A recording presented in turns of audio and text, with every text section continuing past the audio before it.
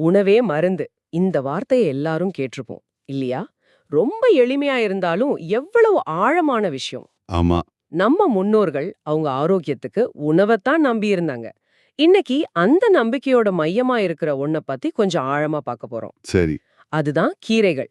இதுக்காக கே.எஸ். ரமணி எழுதின நோய் தீர்க்கும் கீரைகள் புத்தகத்தை நல்லா படிச்சிருக்கோம். ஆமா, அதுல நிறைய தகவல்கள் இருக்கு. அதுல 30க்கும் மேல கீரைகளை பத்தி சொல்லியிருக்காரு. நாம என்ன பண்ண போறோம்னா, அதுல இருந்து முக்கியமான உங்களுக்கு ரொம்ப பயனுள்ள தகவல்களை மட்டும் எடுத்து இந்த கீரைகளோட நன்மைகளை பத்தியும் இதை எப்படி நம்ம அன்றாட சாப்பாட்டுல சேர்த்துக்கலாம்னு பேச போறோம். ரொம்ப நல்ல முயற்சி. சரி, ஆரம்பிக்கலாமா? நிச்சயமா. ஆனா அதுக்கு முன்னாடி கீரைகள் ஏன் இவ்வளவு முக்கியம்னு ஒரு சின்ன அறிமுகம் கொடுத்தா நல்லா இருக்கும்னு நினைக்கிறேன். அதோட அடிப்படை சத்துக்கள், வரலாறு பத்தி கொஞ்சம் பேசினா ஆமா ஆமா, அதுவும் சரிதான். அத முதல்ல பாத்துடலாம். அப்பதான் இந்த புத்தகத்தோட முழு மதிப்பும் நமக்கு புரியும். சரி, இப்போ இந்த புத்தகம் சொல்ற மாதிரி ஆதி மனிதர்கள் காய் பழம் மட்டும் சாப்பிடல. இல்ல. கீரைகளோட மருத்துவ குணம் தெரிஞ்ச பிறகுதான் அதை அதிகமா யூஸ் பண்ண ஆரம்பிச்சிருக்காங்க இல்லையா? கரெக்ட். சீனா, எஜிப்ட் மாதிரி பழைய நாகரிகங்கள்ல கூட கீரைகளை பயிரிட்டு இருக்காங்க, சாப்பாட்டுக்கும் மருந்துக்கும். எகிப்து கல்லறிகள்ல கூட லெட்யூஸ் கீரை ஓவியம் இருக்கான். அது சுவாரஸ்யமா இருந்துச்சு படிக்கும்போது. ஆமா, அது உண்மைதான். கிமு 4500 வருஷம் பழமையான கல்லறைகள்ல கூட அதுக்கு சான்று இருக்கு. இது எதை காட்டுதுன்னா, கீரைகள் எவ்வளவு காலமா நம்ம வாழ்க்கையோட சேர்ந்திருக்குன்னு தெரியுது. அப்பவே அவ்ளோ முக்கியத்துவம் கொடுத்திருக்காங்க. நவீன மருத்துவத்தோட தந்தைன்னு சொல்றோமே ஹிப்போக்ராட்டஸ், அவரே உணவே மருந்துங்கிறதுல ரொம்ப உறுதியா இருந்திருக்காரு. ஓ, கீரைகளை சாப்பாட்டுல சேர்க்கறது அந்த கொள்கையோட ஒரு நேரடி செயல்பாடு மாதிரி தான். ஆமா. அந்த காலத்துல இருந்து இப்ப இருக்கிற நம்ம வேகமான உலகத்துக்கு வருவோம். இப்போ நிறைய பேருக்கு சில பிரச்சனைகள் இருக்கு. குறிப்பா பெண்களுக்கு, அப்புறம் ஸ்கூல் போற பிள்ளைங்களுக்கு ரத்த சோகை ஒரு பெரிய பிரச்சனையா இருக்கு. ஆமா, அது உண்மை. அதே மாதிரி ஒரு 40 வயசுக்கு மேல ஆனா ஆஸ்டியோபோரோசிஸ், அதாவது எலும்பு மெலிதல் நோய், அதுவும் ஒரு பயமா இருக்கு. இந்த நேரத்துல கீரைகள் எப்படி உதவும்? மிகச்சரியான கேள்வி. இங்கதான் கீரைகளோட முக்கியத்துவம் இன்னும் அதிகமாகுது. இந்த புத்தகத்துல சொல்ற மாதிரி ஒரு 3 முக்கியமான சத்துக்களை நம்ம பார்க்கணும். என்னன்னா அது? ஒன்னு, இரும்புச்சத்து. இது இரத்த சிவப்புண்ணுக்களை உண்டாக்கி இரத்த சோகையை எதிர்த்து போராட ரொம்ப முக்கியம். சரி. 2வது, கால்சியம். இது எலும்புக்கு மட்டும் இல்ல, இரத்த குழாய் நல்லா இயங்குறதுக்கும் பிபி கண்ட்ரோல் பண்றதுக்கும் இது உதவும்னு பாஸ்டன் ஆய்வாளர்கள் கண்டுபிடிச்சதா இந்த புத்தகம் சொல்லுது. ஓ, அப்படியா? 3வது, நார்ச்சத்து. இது நம்ம ஜீரண மண்டலத்தை சரி பண்ணி கெட்ட கொலஸ்ட்ராலை குறைச்சி மலச்சிக்கல் இல்லாம பாத்துக்கும். அப்போ இந்த காலத்து பிரச்சனைகளுக்கு கீரைகள் ஒரு நல்ல இயற்கையான தீர்வுன்னு சொல்லலாமா? நிச்சயமா, எளிமையான தீர்வு கூட. அப்படியானா சில குறிப்பிட்ட கீரைகளை பத்தி கொஞ்சம் ஆழமா பார்க்கலாமா? முதல்ல உலகம் முழுக்க ஃபேமஸான பச்சிலை கீரை ஸ்பினாச். ஆமா, இத கீரைகளோட ராஜான்னு சொல்றதுல ஆச்சரியமே இல்ல போல. சந்தேகமே இல்ல. அதுல இருக்கிற சத்துக்கள் அப்படி. புரதம், இரும்பு, calcium, magnesium, potassium, vitamin C, carotene, folic அமிலம், குளோரோஃபில், இப்படி லிஸ்ட் போயிட்டே இருக்கும். ம். ஆனா இதுல குறிப்பா கவனிக்க வேண்டிய ஒண்ணு லிப்போயிக் அமிலம். ம். இது ஒரு பவர்ஃபுல்லான ஆன்டிஆக்சிடென்ட். அது என்ன பண்ணும்? வயசான காலத்துல வர்ற ஞாபக மறதியை குறைக்க இது உதவுதுன்னு இந்த நூல்ல குறிப்பு இருக்கு.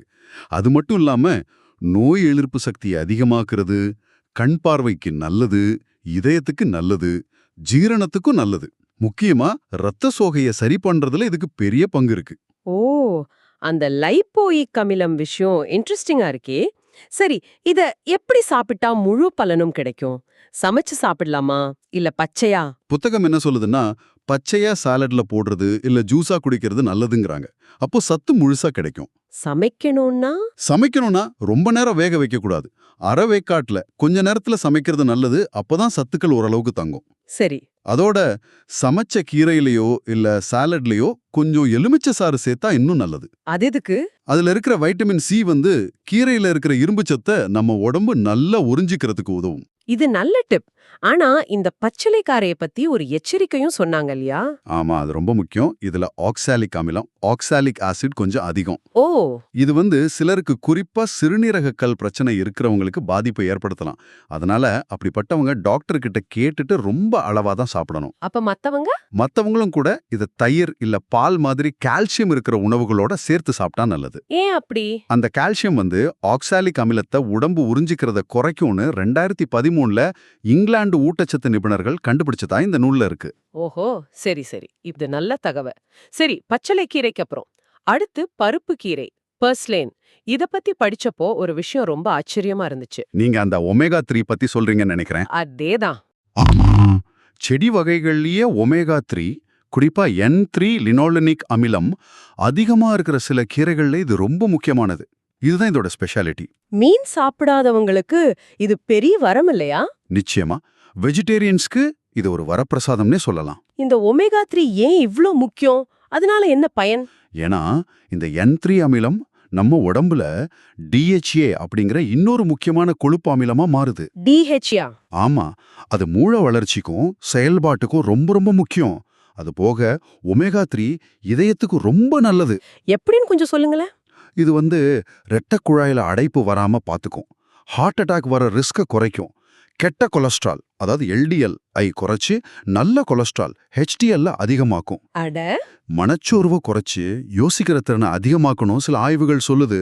இவ்ளோ இருக்கா இதுல? இது எப்படி சாப்பிடலாம்? பேர்லயே பருப்பு இருக்கே. ஆமா, வழக்கமா இத பருக்கோட சேர்த்து கடைவாங்க. அதனாலதான் இந்த பேரு. சமைச்சு சாப்பிடுறது தான் நல்லதுன்னு இந்த புத்தகம் சொல்லுது. சரி, இதுலயும் அந்த ஆக்சாலிக் அமிலம் இருக்குமா? ஆமா, இதுலயும் கொஞ்சூண்டு இருக்கு. அதனால சிறுநீரக பிரச்சனை இருக்கிறவங்க இதையும் கொஞ்சம் கவனமா தான் சாப்பிடணும். தயிரோட சேர்த்து சாப்பிடுறது இங்கேயும் ஒரு நல்ல வழிதான். ஓகே. அடுத்து நம்ம எல்லாருக்கும் தெரிஞ்ச கீரை. நம்ம வீட்ல ரொம்ப சாதாரணமா பாக்குற முருங்கைக்கீரை, ட்ரம்ஸ்டிக் லீவ்ஸ். ஆமா, நம்ம ஊர் கீரை தானேன்னு நம்ம சாதாரணமா நினைக்கலாம். ஆனா அதோட மருத்துவ குணங்கள் பயங்கரமா இருக்கு. 100க்கு 100 உண்மை. முருங்கைக்கீரைய ஒரு சத்து பெட்டகம். புரதம், இரும்பு, calcium, vitamin C, carotene, phosphorus, மெக்னீசியம்னு முக்கியமான சத்துக்கள் எல்லாம் ரொம்ப அதிகமா இருக்கு. இது எதுக்கெல்லாம் நல்லது? குறிப்பா மீள் எதிர்ப்பு சக்தியை அதிகமாக்குறதுக்கு, எலும்ப பலப்படுத்தி ஆஸ்டியோபோரோசிஸ் வராம தடுக்கிறதுக்கெல்லாம் இது ரொம்ப நல்லது. இரத்த சோகை போக்குறதுக்கும் இது ரொம்ப சிறந்தது. ம்ம். அப்புறம் பால் கொடுக்கிற தாய்மார்களுக்கு பால் நல்லா சுரக்க இத பாரம்பரியமாவே பயன்படுத்துறாங்க. இந்த புத்தகத்துல படிச்ச ஒரு விஷயம் எனக்கு ரொம்ப ஆச்சரியமா இருந்துச்சு. முருங்கைக்கீரை ஆண்மை, பெண்மை சம்பந்தப்பட்ட ஹார்மோன் செயல்பாடுகளை தூண்டும்னு இருந்துச்சு. அது உண்மையா? ஆமா, இந்த புத்தகம் அதை உறுதிப்படுத்துது. இதுல அர்ஜுனைன் அப்படின்னு ஒரு அமினோ அமிலம் இருக்கிறதா சொல்றாங்க. அர்ஜுனயன்? ஆமா, இந்த அர்ஜுனைன் இரத்த ஓட்டத்தை சரி பண்றது மூலமா பாலியல் ஹார்மோன் செயல்பாடுகளை தூண்டலான்னு சொல்றாங்க. அது மட்டும் இல்லாம உடம்புல இருக்கிற தேவையில்லாத கொழுப்பை குறைச்சு பாடியை ஃபிட்டா வச்சுக்கவும் இது உதவுமாம். பரவாயில்லையே. இது எப்படி யூஸ் பண்றது நல்லது? இத பொரியல் பண்ணலாம், அவிக்கலாம், இல்ல சூப்பு மாதிரி இல்ல சாறு மாதிரி கூட குடிக்கலாம். ஓ, குழந்தை பெத்த தாய்மார்களுக்கு கொடுக்கும்போது கொஞ்சம் நெய் விட்டு பொரியல் செஞ்சா அதோட பலன் இன்னும் அதிகமாகும்னு ஒரு குறிப்பு இருக்கு. அருமை. இப்போ 4வதா, நம்ம சமையல்ல வாசனைக்காக போட்டுட்டு அப்புறம் எடுத்து ஓரம் வைக்கிற கருவேப்பிலை, கரி லீவ்ஸ். ஆமாமா, இனிமேல் அப்படி பண்ண முடியாது போல. உடல் எடைய குறைக்க இது உதவுமா? ரொம்ப கரெக்டா சொன்னீங்க. கருவேப்பிலைய நம்ம ரொம்ப சாதாரணமா நினைக்கிறோம். ஆனா இதுல வைட்டமின் ஏ ரொம்ப அதிகம். அது கண்ணுக்கு நல்லது தானே? ரொம்ப நல்லது. கண் பார்வைக்கு மிக மிக நல்லது. மாலைக்கண் நோய் வராம தடுக்கும். அது மட்டும் இல்ல, ரத்தத்துல சர்க்கரை அளவை கட்டுப்படுத்தவும் ஜீரண சக்தி அதிகமாக்கவும் இது உதவுது. எடை குறைப்புக்கு எப்படி உதவுது? ஒருவேளை சாப்பாட்டுல இருக்கிற சத்துக்களை உடம்பு நல்லா எடுத்துக்கிறதுக்கும் தேவையில்லாத கொழுப்பை கரைக்கிறதுக்கும் இது உதவுறதால இருக்கலாம். அதனால எடைக்குறைப்புக்கு உதவலாம். இதுல வேற என்ன ஸ்பெஷல் இருக்கு? இதுல கந்தகம், குளோரின் மாதிரி தாதுக்கள் இருக்கு. இது உடம்புல இருக்கிற நச்சுக்களை வெளியேத்த உதவுது. ஓ, கந்தகம் சருமத்துக்கு ஒரு பளபளப்பு கொடுக்கும், முடி கொட்டுறத தடுக்கும். குளோரின் உடம்ப சுத்தமாக்கும். அது போக இதுல லெசித்தின் மாதிரி சில பொருட்கள் இருக்கிறதாவும் அது கொலஸ்ட்ராலை கரைச்சு ரத்த குழாயில படிய விடாம தடுக்கும்னு இந்த புத்தகம் சொல்லுது. அப்போ ஹார்ட் அட்டாக், பக்கவாதம் வர்ற ரிஸ்க் கூட குறையுமா? ஆமா, அந்த ஆபத்துகளை குறைக்க இது உதவலாம்னு இந்த நூல் சொல்லுது. அப்போ இத தினமும் சாப்பாட்டுல சேர்த்துக்கிறது ரொம்ப நல்லது. துவையல், பொடின்னு செஞ்சு வச்சுக்கிட்டா சுலபம் இல்லையா? நிச்சயமா, துவையல், பொடி இல்ல தாளிக்கும் போது போடுறதுன்னு எப்படி வேணாலும் யூஸ் பண்ணலாம். முக்கியமா அத சாப்பாட்டுல இருந்து எடுத்து ஓரமா வைக்காம நல்லா மென்னு சாப்பிடணும். ஆமா, அதுதான் முக்கியம். அப்பதான் ரத்தத்தை சுத்தமாக்குறது, நோய் எதிர்ப்பு சக்தி அதிகமாகிறதுன்னு எல்லா நன்மையும் கிடைக்கும். சரி, இவ்ளோ நன்மைகள் இருக்குன்னு தெரிஞ்சுக்கிட்டோம். இந்த கீரைகளை எப்படி சரியா தேர்ந்தெடுக்கிறது, அப்புறம் சமைக்கிறது எப்படின்னு தெரிஞ்சுக்கலாமா? அது ரொம்ப முக்கியம். கீரை வாங்கும்போது அதை ஃப்ரெஷ்ஷா பச்சையா இருக்கான்னு பாருங்க. வாடி வதங்கி போன கீரையை வாங்காதீங்க. முடிஞ்சா இயற்கை உரம் போட்டு விளைஞ்ச கீரையா பார்த்து வாங்கினா இன்னும் நல்லது. சரி, வீட்டுக்கு வாங்கிட்டு வந்ததும் முதல்ல நல்லா கழுவணும். ஒரு பெரிய பாத்திரத்துல தண்ணி ஊத்தி ஒரு 20 நிமிஷம் கீரைய அதுல ஊற வைங்க. எதுக்கு ஊற வைக்கணும்? அப்போ அதுல ஒட்டி இருக்கிற சின்ன சின்ன மண், தூசி எல்லாம் நல்லா வந்துரும். அப்புறம் ஒரு 2-3 தடவை நல்லா தண்ணியில அலசுங்க. அலசிட்டு நறுக்கணுமா இல்ல நறுக்கிட்டு அலசணுமா? நல்ல கேள்வி. கண்டிப்பா அலசிட்டு அதுக்கப்புறம் தான் நறுக்கணும். ஏன்? நீங்க நறுக்கிட்டு அப்புறம் கழுவினீங்கன்னா அதுல இருக்கிற வைட்டமின் பி, வைட்டமின் சி மாதிரி தண்ணியில கரையிற சத்துக்கள் எல்லாம் வீணா போயிடும். ஓ, சரி சரி. சமைக்கும் போது எதெல்லாம் கவனிக்கணும்? ரொம்ப நேரம் சமைக்கவே கூடாது. கீரைகளுக்கு அது ஆகாது. அப்போ எவ்ளோ நேரம்? ஒரு சாதாரண பாத்திரத்துல கொஞ்சமா தண்ணி விட்டு ஒரு 5-7 நிமிஷம் வேக வச்சா போதும். ரொம்ப நேரம் வெந்தா என்ன ஆகும்? ரொம்ப நேரம் வெந்தாலோ இல்ல எண்ணெயில போட்டு பொரிச்சாலோ அதோட பச்சை நிறத்துக்கு காரணமான குளோரோஃபில் அப்புறம் மெக்னீசியம் மாதிரி சத்துக்கள் எல்லாம் போயிடும். பிரஷர் குக்கர்ல சமைக்கலாமா? வேண்டான்னு தான் இந்த புத்தகம் சொல்லுது. அதுவும் சத்துக்களை அழிச்சிடுன்னு சொல்றாங்க. சமைக்கும் போது உப்பு, மஞ்சள் போடலாமா? ஆமா, தாராளமா போடலாம். மஞ்சள், தேவையான உப்பு சேர்க்கலாம். பருப்பு போட்டு சமைக்கிறீங்கன்னா கீரையோட அளவு அதிகமாகவும் பருப்போட அளவு கம்மியாவும் இருக்கணும். அப்பதான் கீரையோட குணம் நல்லா கிடைக்கும். வேற ஏதாவது சேர்க்கலாமா? சமைச்சு முடிச்சதும் பரிமாறும்போது கொஞ்சம் எலுமிச்சை சாறு பிழிஞ்சா இரும்பு சத்து நல்லா உடம்புல சேரும். ஓ, சில கீரைகளோட தேங்காய் துருவல் சேர்ப்பாங்க இல்லையா? ஆமா, பொரியலுக்கு சேர்ப்போம். அந்த தேங்காயில லாரிக் அமிலம்னு ஒன்னு இருக்கு. அது கீரைகள்ல இருக்கிற சின்ன சின்ன கிருமிகளை அழிக்க உதவுமா. இது ஒரு கூடுதல் தகவல். சரி, கீரைய எந்த நேரத்துல சாப்பிடுறது நல்லது? எவ்வளவு சாப்பிடலாம்? பகல் சாப்பாட்டுல சேர்த்துக்கிறது தான் ரொம்ப நல்லது.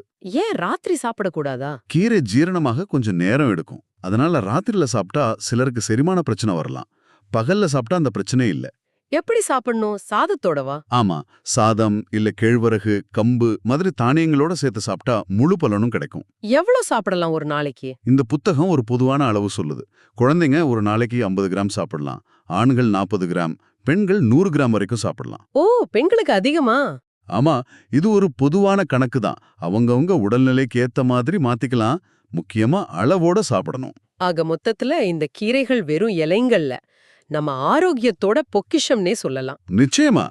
நாம இன்னைக்கு பார்த்த பச்சலை, பருப்பு கீரை, முருங்கை, கருவேப்பிலை ஒவ்வொன்னுலயும் எவ்ளோ நன்மைகள். ஆமா, நீங்க சொல்றது ரொம்ப சரி. இந்த புத்தகம் சொல்ற மருத்துவ பயன்கள் எல்லாம் ஒரு பக்கம் இருக்கட்டும். நான் உங்ககிட்ட ஒரு கேள்வியை இல்ல ஒரு யோசனையை முன்வைக்க விரும்புறேன். சொல்லுங்க. இந்த புத்தகத்துல சொல்லாத ஆனா உங்க ஊர்ல உங்க பாட்டி காலத்துல இருந்து நீங்க சாப்பிட்டுட்டு வர்ற எத்தனையோ கீரை வகைகள் இருக்கும் இல்லையா? ஆமா, நிறைய இருக்கு.